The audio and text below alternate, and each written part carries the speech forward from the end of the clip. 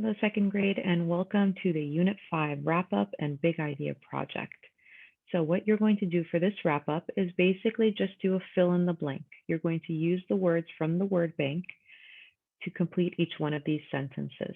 So the word bank on the left side of the page has the words benefits, choice, consumer, costs, goods, limited resource, and trades.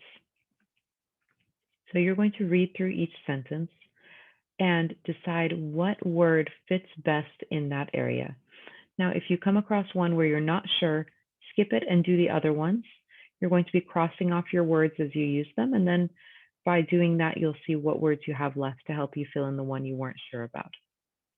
So the first box says, with the picture of the girl handing something to the person at the register, it says, this blank is buying blank at a grocery store. So what do we call the person that's buying things? And what do we call the things that they're buying? The second picture where we have the kids standing by the shelf of toys, the United States blank goods and services with other nations. So what does the United States do to get other goods and services from other nations? Bottom left picture with the person standing in the grocery store with an empty bin and then a bin of oranges. The apples are a blank. The consumer will have to make a blank. Okay, so do you see any apples? If you don't see any apples, what does that mean? So what will the consumer or the person who's buying have to do? And the bottom right one says the consumer is thinking about the blank and blank of spending or saving money. So this is something we talked about in the last lesson.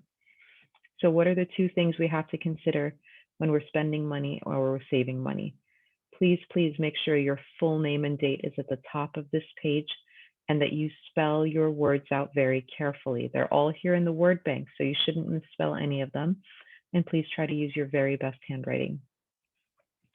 Once you've worked on that, we're going to be working on our Unit 5 wrap-up. So this is the last wrap-up or the last big idea project for this book. Now for this big idea project, you're going to be making a picture book to show what you learned. So read and listen, read the list that I'm going to go over with you right now to see what to include in your book in order for you to get all your points. I'm also going to be attaching the rubric and the letter to give you more information about this. So as you work, check off each task as you complete it. My picture book shows people who supply goods and services to meet consumer demand, tells why people make choices because of limited resources, tells about trade between the United States and other nations, tells about the personal costs and benefits of spending and saving. So please make sure anytime you have pictures, you're labeling them, you're adding a caption so I know what you're talking about. And then you're going to answer your big idea project. How do relationships affect choices? Explain the big idea in your own words on the line below. So please make sure you're doing your final project in here very carefully. I can't wait to see what you guys come up with, and I hope you have an amazing day. Take care. Bye-bye.